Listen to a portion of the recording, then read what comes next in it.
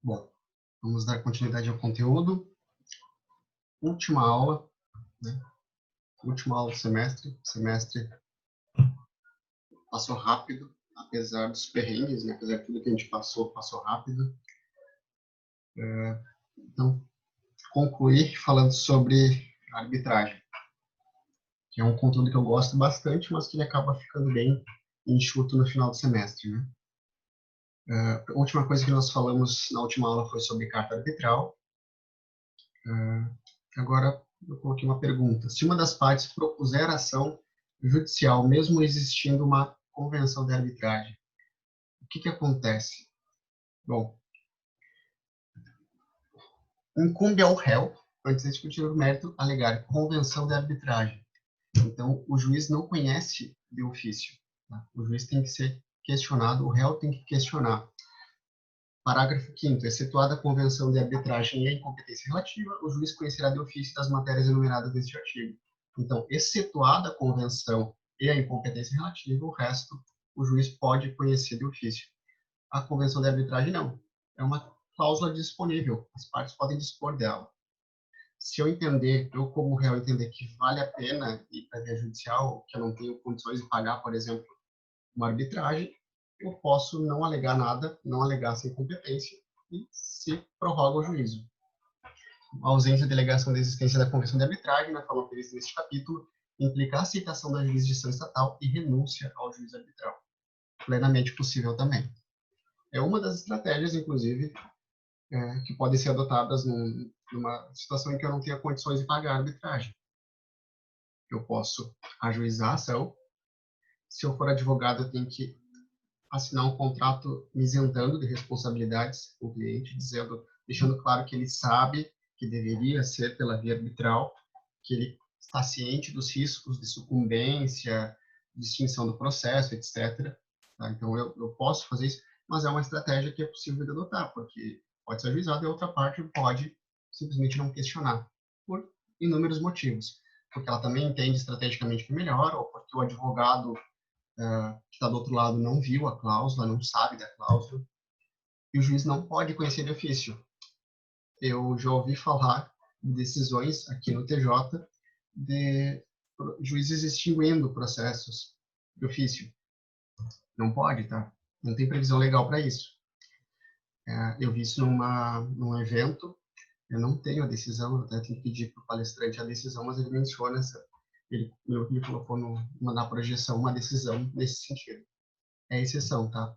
Tá errada a decisão. Assim, se eu puder colocar, se pudesse colocar um outro eufemismo, uma interpretação que foi dada pelo juiz, não, a decisão é equivocada. O que acontece, né? E se existe dúvida sobre a validade da cláusula arbitral, cabe ao judiciário ou ao juiz arbitral decidir sobre a competência. Quem é que tem que definir a competência? Eu entendo que aquela cláusula está inválida, que ela é perdão, problemática. Quem é que tem que decidir? Eu vou ajuizar uma ação na via judicial ou eu vou para o juízo arbitral para ele dizer se aquela cláusula é válida ou não? Quem que tem que definir isso? Isso é um princípio, princípio competência e competência. Tá? Eles têm um nome lá no direito alemão, competência, competência, tem em francês a mesma coisa. E, enfim, nós traduzimos para competência, competência. Cabe ao árbitro decidir sobre a sua própria competência. Tá? Não é o juiz que vai definir. Não faria sentido realmente eu ter que pedir para o judiciário dizer se a cláusula arbitral é válida ou não. Então, artigo 8º. A cláusula compromissória, é a primeira parte, né, que é o princípio da separabilidade. A cláusula compromissória é autônoma em relação ao contrato em que estiver incerta, de tal sorte que a nulidade deste não implica necessariamente a nulidade da cláusula compromissória. Então, se eu quero discutir uma nulidade contratual e eu tenho uma cláusula arbitral, eu separo as duas coisas. Se a cláusula é válida, tá? Se a cláusula foi feita de forma correta e eu quero discutir uma outra pauta de nulidade do contrato, a via vai ser a via arbitral, salvo se a cláusula for nula. Tá? Mas quem vai ter que dizer isso também é o árbitro, não o judiciário. Salvo aquilo que a gente chama dos problemas que são de prima facie, ou prima facie. tipo relações de consumo, ou uma cláusula absurda, um contrato claramente abusivo, que também é questionável o que é prima facie, né? O que é de prima facie visto como algo que é nulo. Tirando essas questões, o resto tem que ser tudo decidido pela via arbitral. Isso tem jurisprudência, vocês podem pesquisar no TJ, no STJ, em todas as instâncias. Quem analisa previamente a questão é o próprio tribunal. O tribunal vai definir se a cláusula é válida ou não. Tá, mas aí isso significa dizer que o judiciário nunca vai poder revisar a decisão do árbitro sobre a competência, porque eu continuo entendendo que o árbitro não era competente. Eu pedi para o árbitro se manifestar. O árbitro se manifestou dizendo, não, eu sou competente. Eu nunca vou poder questionar isso na via judicial? Eu vou poder questionar isso se tiver uma nulidade. Então, artigo 32. É nula a sentença arbitral se for nula a convenção de arbitragem. Então, ao final do processo, eu vou poder questionar aquela sentença que foi proferida, dizendo que existia uma convenção de arbitragem nula, ou seja, lá na origem do processo era nulo. Artigo 33. A parte interessada poderá pleitear ao órgão do Poder Judiciário competente a declaração da nulidade da sentença arbitral nos casos previstos nessa lei. Qual é o prazo dessa demanda? 90 dias. E eu posso fazer isso também depois que já tiver sido proferida a sentença, na impugnação ou cumprimento da sentença. Se eu perder o prazo de 90 dias, tem uma discussão na doutrina se é esses 90 dias mais a impugnação. Enfim, observe os 90 dias, tá? Por garantia, não deixem passar mais de 90 dias se vocês entendem que existiu uma nulidade na convenção, para tentar fazer uma ação declaratória de nulidade daquela sentença, em razão do problema na convenção, ou qualquer outro tipo de problema. O prazo é 90 dias, é um prazo exíguo, né? Um prazo curto. 90 dias a partir do recebimento da sentença arbitral. Bom, quais são os elementos obrigatórios num compromisso arbitral?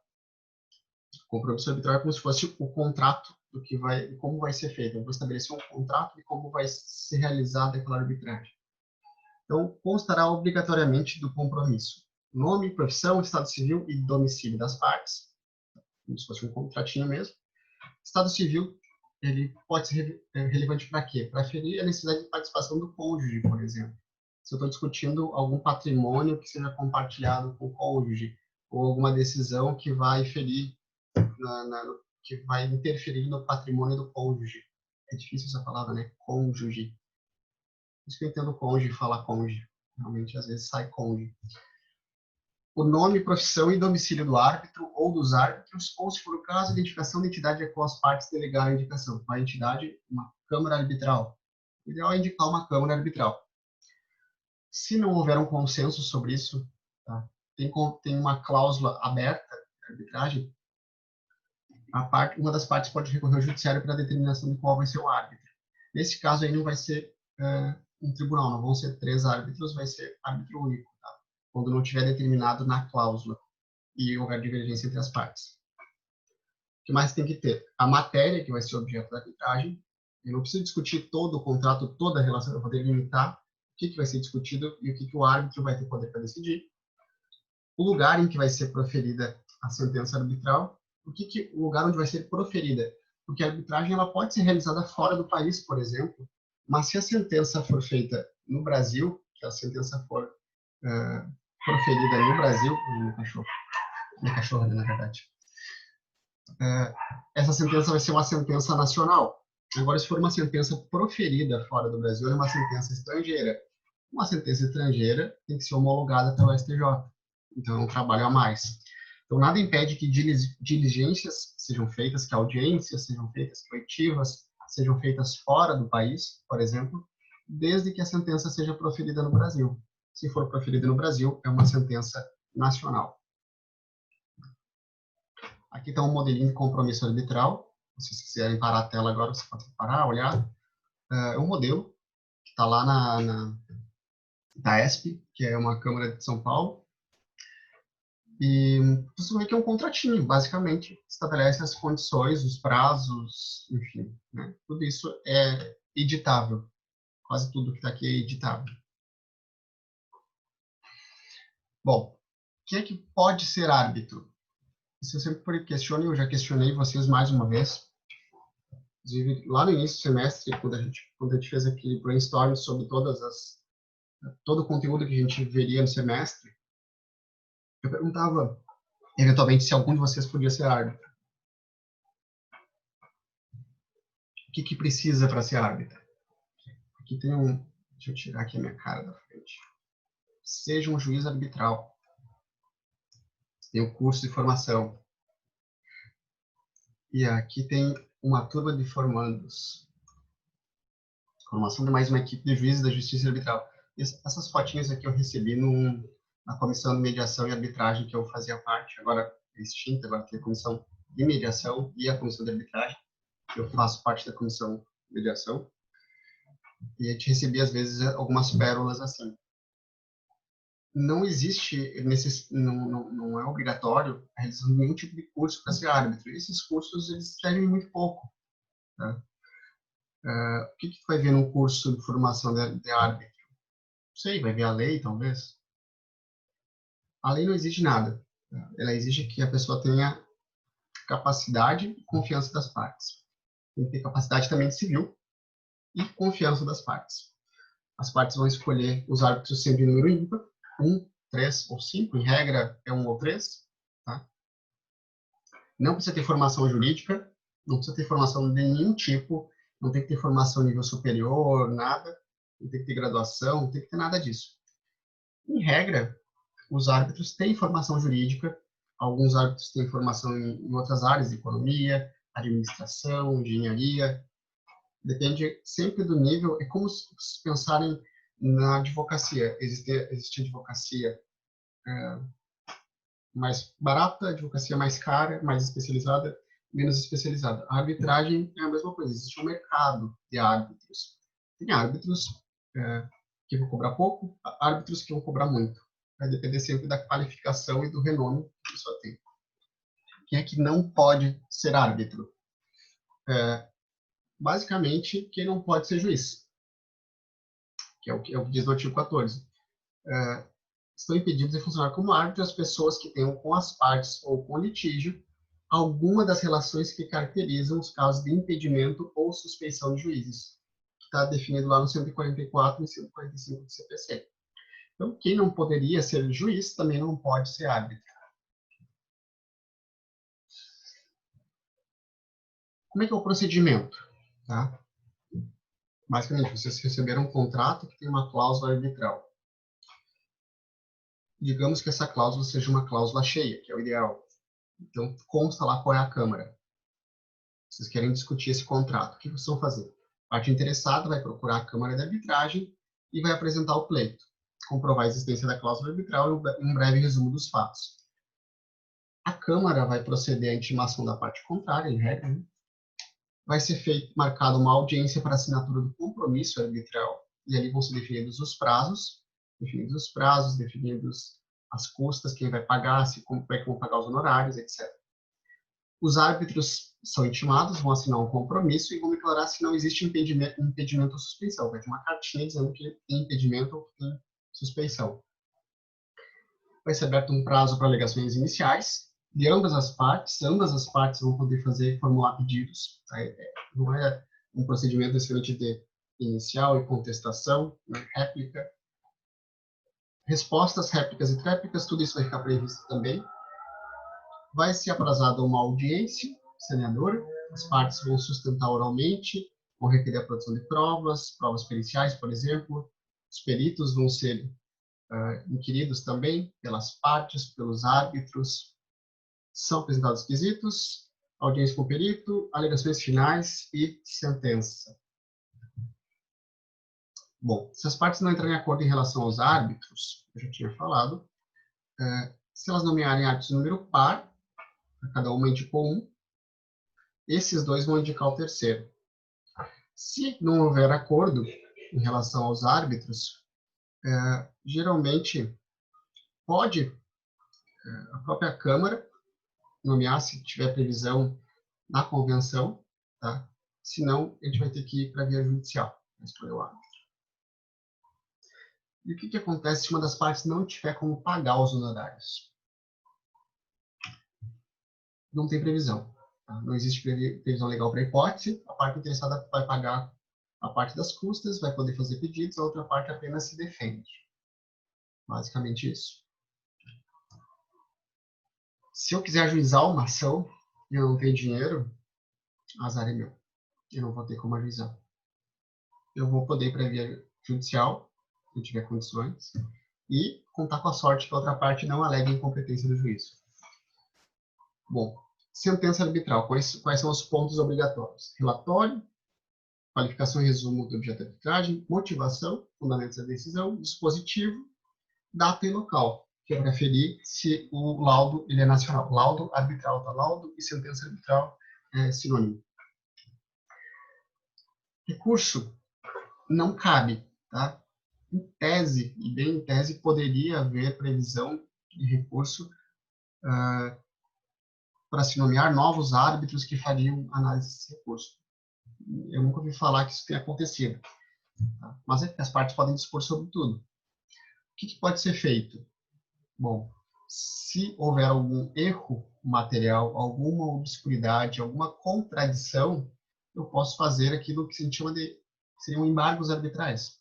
A mesma coisa que um embargo declaratório numa sentença. Para esclarecer, o próprio árbitro vai analisar. Prazo, 5 dias, ou o prazo que as partes definirem. Então, o único recurso cabível seriam esses embargos declaratórios que devolve para os mesmos árbitros. Quais são os efeitos da sentença arbitral? Os mesmos efeitos de uma sentença judicial. Tá? Não tem diferença nenhuma. Está lá dentro dos títulos executivos judiciais do CPC, inciso, artigo 515, inciso 7, a sentença arbitral. Quais são as causas de nulidade da sentença arbitral? Que também não é um recurso, tá? Eu estou recorrendo da decisão, não estou rediscutindo o mérito da decisão, mas eventualmente pode ter uma nulidade. E aí a nulidade, eu posso pedir a declaração de nulidade. E se for considerada nula a sentença arbitral, o que vai acontecer com o processo? Depende de que tipo de nulidade for. Se, por exemplo, se for uma nulidade com a cláusula arbitral, vai para a via judicial. Tá? Por exemplo, a cláusula era inválida. Agora, se for uma nulidade no processo, na sentença arbitral no processo, vai ter que ser refeito o procedimento arbitral. Não vai para a via judicial, só porque foi nula a sentença. Então, depende de qual tipo de nulidade foi apresentada no processo. Então, quando é que é nula a sentença? Formula a convenção de arbitragem, emanou de quem não podia ser árbitro. Por exemplo, eu alego que havia um impedimento e o árbitro entende que não há impedimento e julga, sentencia. Ao final, eu vou questionar isso e o judiciário reconhece que aquela pessoa não podia ser árbitro. Não contiver algum dos requisitos do artigo 26 da lei, né, para lascar, para não dizer outra palavra. Relatório, fundamentos do dispositivo. For proferida fora dos limites da convenção, extrapolou. Tá? O árbitro decidiu além do que poderia decidir. Comprovada que foi proferida por prevaricação, concussão ou corrupção passiva. Então, o árbitro, obviamente, foi corrompido. O árbitro ou alguém foi corrompido, né, no processo, um perito, enfim. Proferida fora do prazo, respeitado o disposto no artigo 12, inciso 3 desta lei. O que diz nesse artigo? Digamos que chegou no prazo final, eu tinha o prazo da sentença arbitral era 365 dias. Terminou esse prazo, eu tenho que dar mais 10 dias, eu vou ter que notificar o árbitro que tem 10 dias para decidir. Se ele não decidir, nesses 10 dias, qualquer sentença proferida depois desse prazo é nula. Se forem desrespeitados princípios processuais gerais, né, contraditório, igualdade, imparcialidade, livre convencimento, etc. E o prazo para a ação, como eu já disse, bem curto, são 90 dias, basicamente 3 meses, a partir da notificação da respectiva sentença. Esse é o prazo para alegar nulidade, ou na impugnação ao cumprimento de sentença. No momento que eu tiver que fazer a impugnação, eu teria que manifestar que existe uma nulidade. Aqui eu trouxe só título de exemplo, esse aqui já é antigo, tá? Esse aqui é um valor mais atualizado da CCCB. CCBC, perdão. É a Câmara de Comércio Brasil-Canadá. Aqui está o valor. Você pode entrar no site ali, coloca para calcular as custas. Coloquei 1 centavo, né, só para ter uma ideia do que é o valor mínimo. Existe uma taxa de registro e uma taxa de administração. Então, para registrar o processo são R$4.000, a taxa de administração R$52.000. Honorários do tribunal, 118 mil, e do outro lado tem o de árbitro único, R$4.000, 52, 47 mil. Total, 170 mil para um, 170 mil para o outro. Um tem R$4.000 a mais aqui que é a taxa de registro. Então, é um valor bem alto. Por isso que eu disse, se vocês começarem a trabalhar com contratos e elaborar contratos, não coloquem cláusula arbitral sem pensar antes nisso. Tem câmaras mais acessíveis, por exemplo, aqui a Câmara de Mediação e Arbitragem da CIF. É uma câmara que tem preços mais razoáveis. E aqui uma câmara também aqui de Florianópolis com preço bem mais razoável, bem mais em conta, que é para discutir contratos menores, certamente. Enfim, isso é só para vocês terem uma noção. E aqui ao final tem o link de um vídeo, eu vou colar na descrição. É um vídeo com os 3 criadores da lei de arbitragem. Um vídeo de 10 minutos e eles falam sobre os criadores da lei de arbitragem no Brasil. Tá? Foram eles que criaram o projeto dessa lei que a gente pôde estudar. Pedro, a Selma e o Carmona. É um vídeo de 9 minutos. Eles falam basicamente sobre como é começar a advogar na arbitragem. Vale muito a pena ver. É um vídeo bem objetivo, bem rápido e dá algumas ideias gerais das principais diferenças. Certo? Era isso. Bom final de semestre para todos.